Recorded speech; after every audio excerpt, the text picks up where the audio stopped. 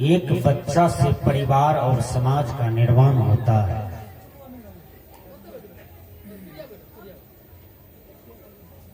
परिवार को सुसंस्कृत करना चाहते हैं तो सबसे पहले हम अपने जीवन को धन्य करें। बच्चों में संस्कार देने से पहले माता पिता अपना अपना संस्कार को पूर्ण रूपेण से सुसंस्कृत करें। ऑटोमेटिक बच्चा का संस्कार बनने लगता है, क्योंकि बच्चों में जो संस्कार का निर्माण होता है तो सबसे ज्यादा बच्चा देख करके सुन करके उस संस्कार का धारणा तो उसमें ज्यादा होता है। कहिए कैसे? एक डॉक्टर का बेटा, उसका पिताजी सिरिंज निकालता है, रोगी को गांथता है, फिर रोगी को टेबलेट देता है, बोतल देता है और बताता है कि तुम परहेज करना, ये पीना सही हो जाओ। वो डॉक्टर का बच्चा देख रहा है कि हमारे पिताजी कैसे कैसे करते हैं व्यवहार पेशेंट के साथ।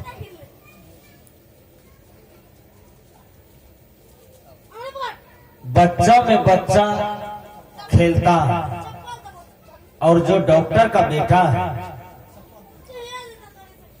वो बच्चों को कहता है तुम बोलो हमको मन खराब है, बोलो हमारे तबीयत गड़बड़ है तो मैं तुम्हारा ट्रीटमेंट करूंगा। वो बच्चा कहता है, वो बच्चा क्या करता है, संठी का सिरिंज बनाता है, मिट्टी बालू का टेबलेट बनाता है। वो बच्चा को झूठे से बाह में गांथता है और कहता है टेबलेट खा लेना सही हो जाओ। खेलते खेलते फिर क्या करता है, वो मट्टी का जो खिलौना सब बनाया है, जब मन उब जाता है तो लात उत मार करके फिर घर भाग जाता है, सब काम बिगाड़ देता है, घर भाग जाता है। वह बच्चा कहाँ सीखा है? वह पिता को जैसा देखा है वैसा बच्चा सीखा है। दुनिया के महान दार्शनिक कन्फ्यूशियस ने कहा था कि 5 वर्ष का बच्चा बिगड़ जाए तो मां का दोष है, 10 वर्ष का बच्चा बिगड़ जाए तो पिता का दोष है, 15 वर्ष का बच्चा बिगड़ जाए तो समाज का दोष होता है, और 20 वर्ष का बच्चा बिगड़ जाए तो राष्ट्र का दोष होता है, 25 वर्ष का बच्चा बिगड़ जाए तो समूचा विश्व का दोष होता है। लेकिन बच्चा यदि 5 वर्ष का है तो सबसे पहले उसमें दोष ठहराया मां का। यदि बिगड़ा हुआ है तब कहीं मां सीता है तो उसका बच्चा लव कुश तो जरूर बनेगा, प्रहलाद ध्रुव तो जरूर बनेगा।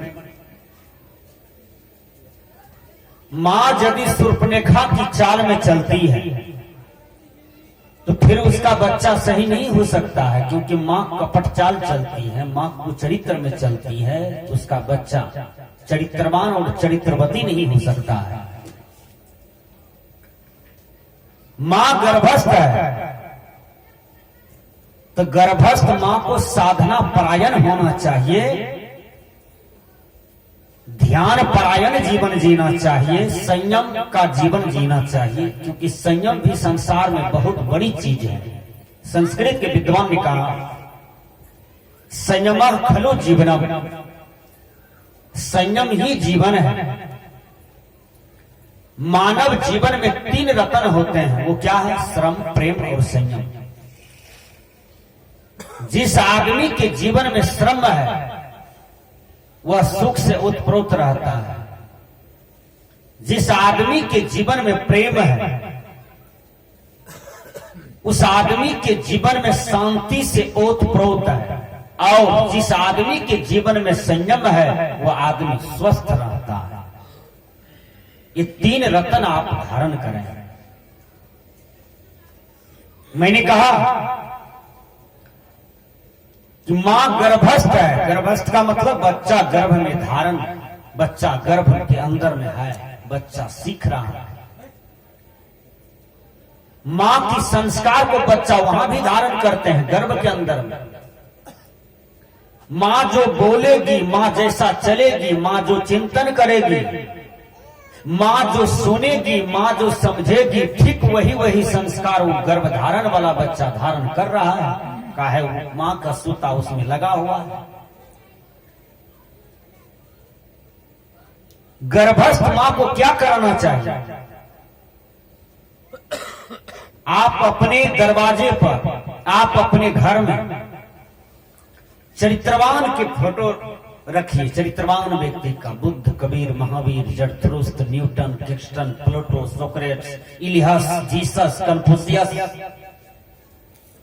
ये बड़े बड़े विद्वान, दार्शनिक, चिंतन, वैज्ञानिक महापुरुष हुए हैं। और गर्भस्थ मां का नजर बार बार उस तस्वीर पर पड़ेंगे तो बच्चा वही रूपरेखा, वही मानसिकता का जन्म लेगा। गर्भस्थ मां को मुर्गी का घुट्टी नहीं चिबाना चाहिए। मुर्गी जैसा बच्चा पैदा ले ले। बच्चा गर्भ में है, आप भर पेट मछली भात खा रही है, वो कैसा बच्चा पैदा लेगा? जिसका आहार ठीक नहीं है, वो मछली के कनखोड़ा जैसा मुकान होगा बच्चा का भी। मछली जैसा गीदड़ संस्कार हो जाएगा। ऐ बहनों, ऐ मां, यदि तुम गर्भस्थ हो तो तुम संयम में चलो, बीजक को पढ़ो, पदावली पढ़ो, वेद अध्ययन करो, रामायण पढ़ो, महापुरुषों के तस्वीर का दर्शन करो, सुबह शाम पति के चरण छू करके प्रणाम करो, सास ससुर की सेवा करो। ये सुंदर संस्कार है।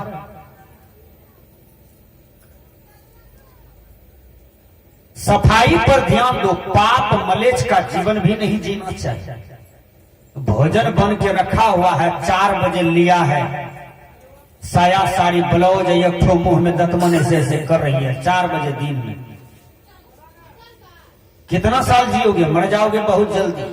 ये पतिव्रता धर्म नहीं है कि 4 बजे जाकर के हम खाएं, इधर 8 घंटा हम चाय पी करके बिता रहे हैं, मर जाओगे बहुत जल्दी। ये पतिव्रता धर्म नहीं है। पतिव्रता धर्म उसको कहते हैं जो पति के हर आज्ञा का पालन करे, पति के दुख सुख में साथ रहे, बस यही पतिव्रता है। और है क्या?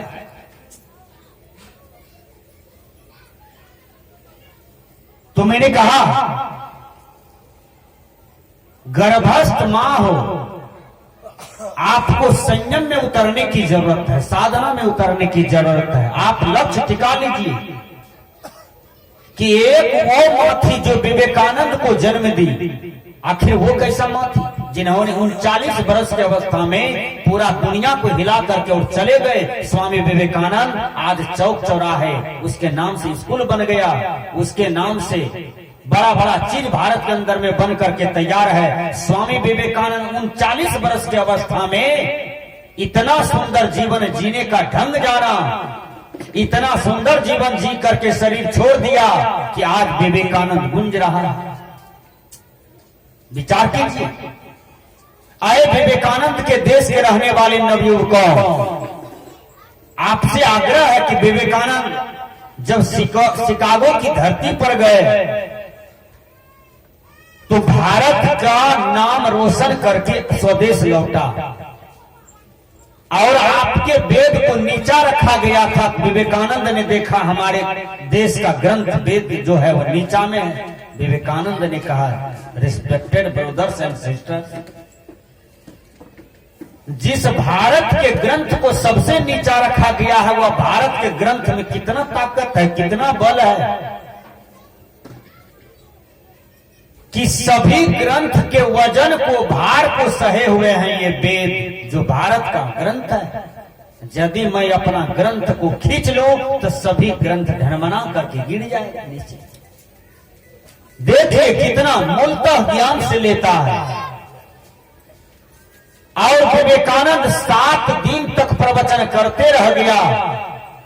शिकागो की धरती पर देश विदेश का विद्वान था, सबके दांत खट्टा कर दिए और स्वामी विवेकानंद भारत का नाम ऊंचा करके आए। आखिर 39 वर्ष की अवस्था में एक युवक पूरी दुनिया को हिला करके चल बसे। हम आप 100 वर्ष तक जीवन जीते हैं, कहां जीवन में ताकत है? रो रहे हैं, गुहर रहे हैं, मर रहे हैं। आखिर ये कैसा जीवन है? 90 वर्ष हो गया है, अभी तक चाय नहीं छूटा है, जर्दा नहीं छूटा है, कैसा जीवन जी रहे हैं? तंबाकू नहीं छूटा है। एक बूढ़ा बाबा से मैंने पूछा, बूढ़ा बाबा आप तंबाकू क्यों नहीं छोड़ते हैं? कहा तंबाकू कैसे छोड़ देंगे? तंबाकू छोड़ देंगे तो लेटरिंग नहीं होगा। विचार कीजिएगा, वो कैसा संस्कार धारण है कि तंबाकू छोड़ देंगे तो लेटरिंग नहीं होगा। वो बूढ़ा बाबा कहता है 80 चुटकी 90 ताल, खैनी लेटा के मुंह में डाल, तब जाना हो बाबा जी खैनी के हाल। इतना देर पर खैनी तैयार होता है और खैनी खाने वाला कम पापी नहीं होता है। एक खैनी खाने वाला को बहुत बड़ी सर्दी हो गई, नाक झाड़ता था, अब कहीं पानी साबुन था नहीं जो बार बार धोवे, साबुन लगा के धो दे, नाक झाड़ा और खैनी लेटावे। नाक झाड़ते थे, खैनी लेटाते थे, और 3-4 आदमी को नेटा, चुना, खैनी तीनों मिला करके लेटा करके ठोड़ में घुसा दिया। अब विचार कीजिए सजनों, किसका हाथ में कौन सी बीमारी है, कैसा संस्कार का लोग है। ये माता बहन देखिए अंगूठी पहनती है, अंगूठी बाएं हाथ में कभी कोई न पहनो। यदि पहनने का बहुत शौक है तो दिन रात मांजो, खोलो, साफ करो। इससे बढ़िया है अंगुली में झग्गर लगा के काहे रखते हैं? कौन पंडित जी आपको ज्ञान दिया है कि बृहस्पति काटता है, शनिचरा काटता है, यही मंगल ग्रह काटने वाला है? कौन पंडित आपको बता दिया है? संसार में कोई ग्रह नहीं होता है, बुरा कर्म ही मनुष्य का ग्रह है और अच्छा कर्म ही मनुष्य की सुख शांति का चिन्ह होता है। इधर जितने भी उपक्रम चल रहे हैं ये सब आडंबर है, सब धोखा है, सब आपके साथ छलावा हो रहा है। पंडित ने लोगों को उलझाया, ग्रह का भय दिया, डैन का भय दिया, ओझा का भय दिया, जातिवाद का भय दिया, संप्रदायवाद का भय दिया। ये सारे जहर का बीज बोया हुआ पंडित जी का है और किसी का नहीं है। एक पंडित जी हाथ देख रहा था, पंडित जी ने कहा तुमको बृहस्पति ग्रह लगा है। तो घरवैया था कबीरपंथी, कहा करना क्या पड़ेगा? कहा बृहस्पति ग्रह काटने के लिए तुमको सत्यनारायण भगवान की पूजा करना होगा, 8 आना सोना दान करना होगा, 1 जोड़ा धोती, 1 जोड़ा गंजी, 1 जोड़ा गमछा, 1 जोड़ा छता, ये सारे मिठाई, केला, टका पैसा लेकर के तुम्हें पूजा पर बैठना होगा। कहा ठीक है। वो बेचारा यादव जी था, सीधामती का था। कहा इस गांव में कभी सत्यनारायण पूजा हुआ है? कहा जी नहीं। कहा ठीक है, जाओ घरे घर लोग को कह दो आज पंडित जी की पूजा है, आवे देखने के लिए। सब तैयार था आने के लिए। 7 बजे शाम हुआ, सब आ गए। घर वाले यादव जी थे, यादव जी को बोला पंडित जी तुम बैठो मेरे आगे में। उसको भी नया कपड़ा पहना दिया।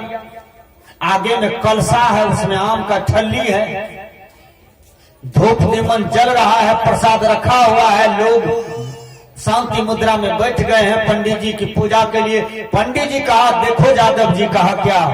कहा ग्रह वैसे नहीं कटेगा, बहुत मंत्र बोलना होगा, सब चीज दान वाला जुगताए नौका है, बिल्कुल जुगताए है, पूजा खत्म आपको सब चीज मिलेगा। पंडित जी ने कहा बोलो यादव जी। मैं जो बोलूंगा वही बोलना, इसके सिवा कुछ नहीं बोलना। कहा ठीक है। कहा बोलो जादव जी अपारा। कहा अपारा। संसार संसार समुद्र समुद्र मध्य मध्य सम्मजतो सम्मजतो। कहा कुछ लियो कुछ लियो, जल लियो जल लियो। कहा बाप का नाम लियो। तो जादवो जी कहता है बाप का नाम लियो। पंडित जी ने कहा अरे तू अपना बाप का नाम लो, हम नहीं लेंगे। अरे जादव जी तू अपना बाप का नाम लो। तो वो कहता है पंडित जी तू अपना बाप का नाम लो, हम नहीं लेंगे, तू अपना बाप का नाम लो।